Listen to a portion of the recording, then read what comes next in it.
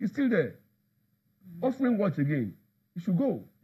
What can the international community do to help resolve this issue?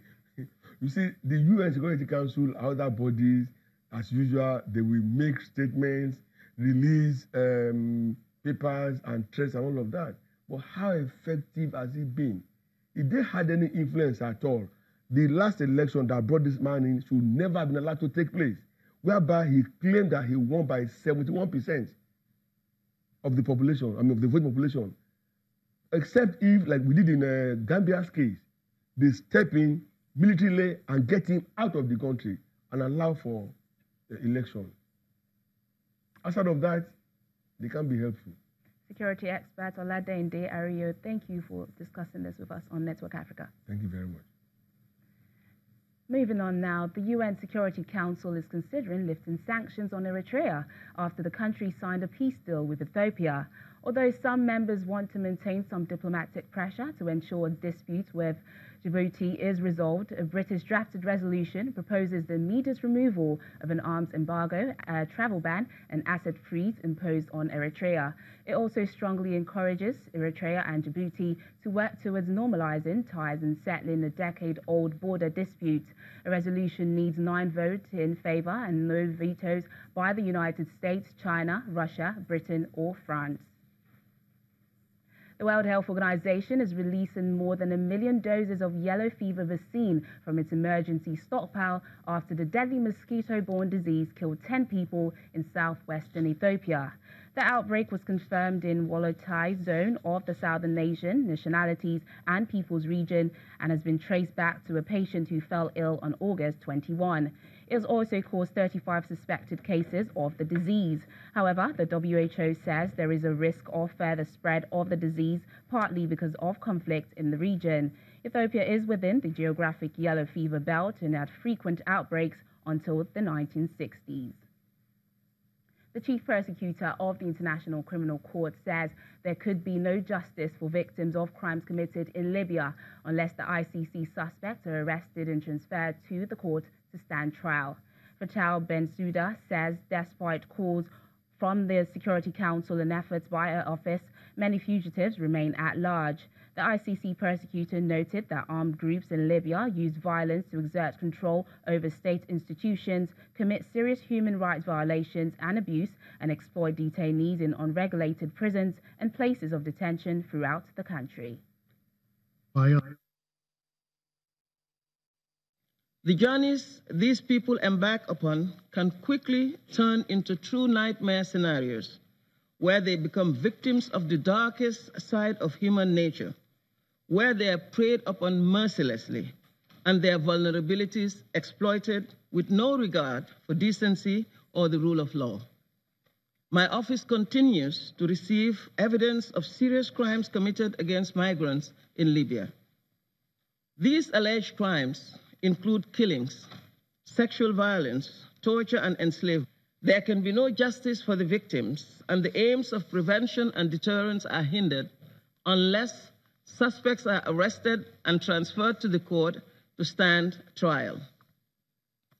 Contrary to urging the members of this council, and despite concerted efforts by my office and the registry of the court, not one suspect in the Libya situation has been surrendered to the ICC. If ICC fugitives are permitted to remain at large, the mandate of the court to hold responsible those responsible for the most serious crimes of concern to the international community will continue to be frustrated. And the Council's referral of the situation in Libya to the ICC will be rendered ineffective. Chad's former Minister of Foreign Affairs, who became an opponent of President Idris Déby's government, has returned to the nation after 25 years in exile.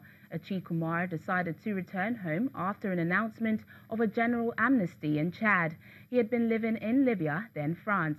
Mr. Omar says he will be conveying his experience to the next generation, who are the president and the future of the country.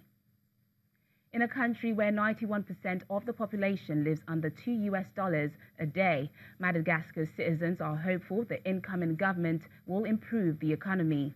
Some of them share how they expect the new government to improve the economy ahead of the November 7 polls. No matter who wins Madagascar's presidential election next week, Joseph Rodolphe Solo wants the victor to bring jobs to a country shackled by poverty despite its immense resource wealth. Madagascar is one of Africa's poorest countries, and ironically, the results of the first round of voting could hinge in part on which of the three front-runners, all wealthy men, has spent the most money campaigning on the November 7 contest. 20-year-old Solo does odd jobs in construction and works as a cook in the evenings for extra income. I come here every morning and in the evening. I go to my other jobs because I don't earn money as a builder. The cost of living is constantly increasing. Like many other young Malagasies, he says he wants a leader who can change the lives of young people by creating jobs. In the run-up to the poll, the three leading candidates have toured the country, making ambitious electoral promises. Though relative political stability since the 2013 election has enabled the economy to rebound, most of the people in the country of 25 million live below the poverty line.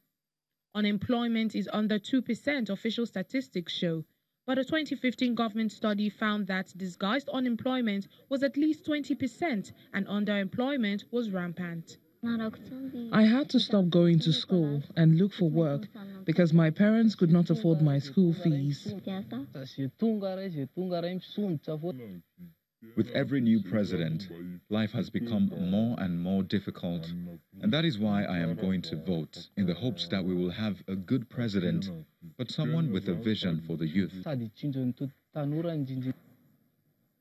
The winner of the presidential election will need to quickly deliver tangible results. There will be 34 other candidates on the long ballot paper, but few are seen as having the influence or cash to take on the three established figures and capitalize on discontent over an economy that has still not fully recovered from the chaos. Still to come on the program. The Prince of Wales, Prince Charles, and his wife, the Duchess of Cornwall, arrive in Nigeria as part of a 9-day tour to Africa. Please stay with us.